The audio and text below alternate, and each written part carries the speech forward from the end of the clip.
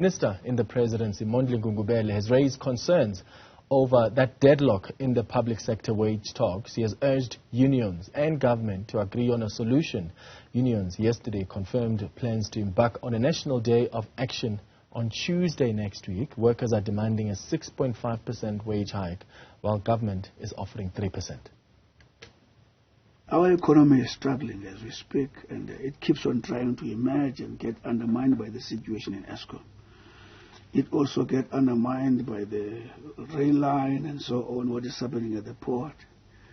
And any attempt now to stop work has got huge impact for the economy.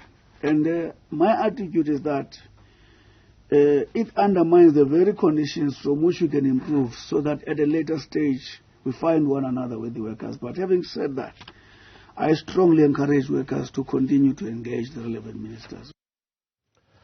Joining us now is Andrew Levy, who is a labor analyst, to still look at what's happened between the unions and government, particularly throughout today. Andrew, thank you for making time.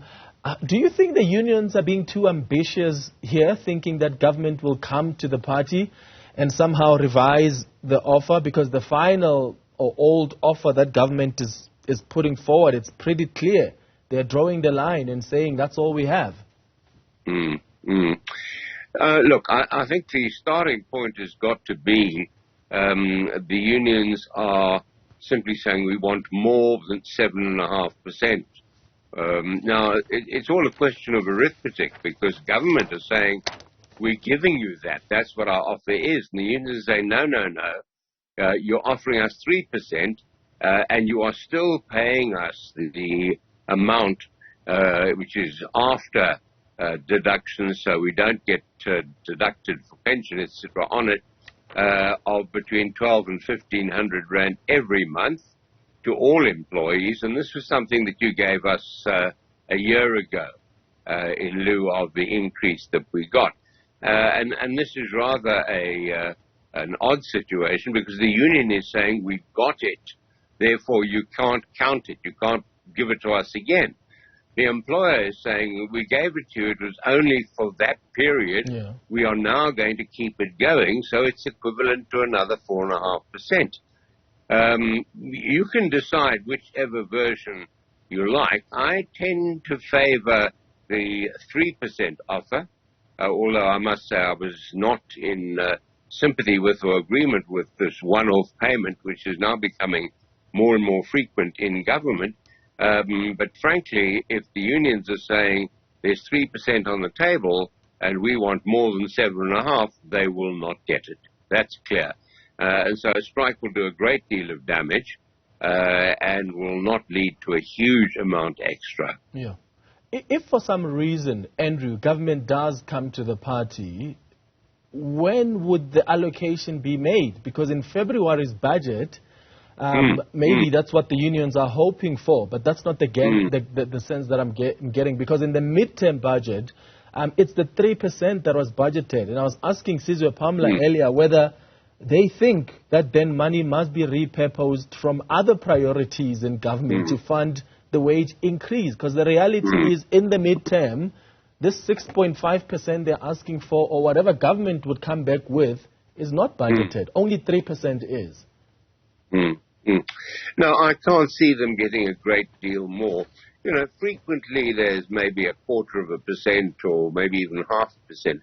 But government finds itself in a different situation. And it may well be that they're keeping an ace up their sleeve because there is still an argument which was used when they pulled out of the wage agreement in its third year, which simply said, and the Constitutional Court said it, that government cannot borrow money it doesn't have for current expenditure. It's not constitutional, so they may yet play that card. But they are extremely hemmed in and limited. And the other point is that the public sector employees are not poorly paid by any measure. The median pay in the public sector is 47,000 rand a month. Yeah. That is a lot of money if you consider that the national minimum wage is roughly 5,500. And, you know, people who earn that kind of money have got credit card debt, they've got leases on cars, etc. And the chances of them wanting to stay out for a lengthy strike are pretty slim. So possibly government is saying, sooner or later we've got to make a stand, and the sooner we make it, the easier it's going to be. Yeah, and I think it's becoming clear that, you know, this is going to be a devastating strike. I mean, the unions are already saying workers are ready for an indefinite strike, which can really make things worse. Where do you think this leaves the relationship between government and the labor movement, Andrew? Government has been accused of not respecting the collective bargaining process when it reneged on that previous deal. So the tensions have already started playing themselves out in the ANC tripartite alliance. The relationship is bad, and it is steadily getting worse. I'm not sure that I would agree that pulling out of the last deal was something which chilled collective bargaining, but it certainly chilled the relationship. You know, the unions may say their members are ready for an all-out strike, but, you know, if you look at it, I can't see the PSA staying out for 3 or 4 weeks. The more militant unions there are the teachers, the nurses, Nahawu, POPRU, the prison staff, but, you know, even they would have difficulty in maintaining a lengthy strike. And, you know, it does look as if the strike is going to go ahead. It will do damage, whatever, you know, transpires. But I would imagine after 2.5 weeks, workers will be trickling back to work. Yeah. Andrew Levy, thank you for making time.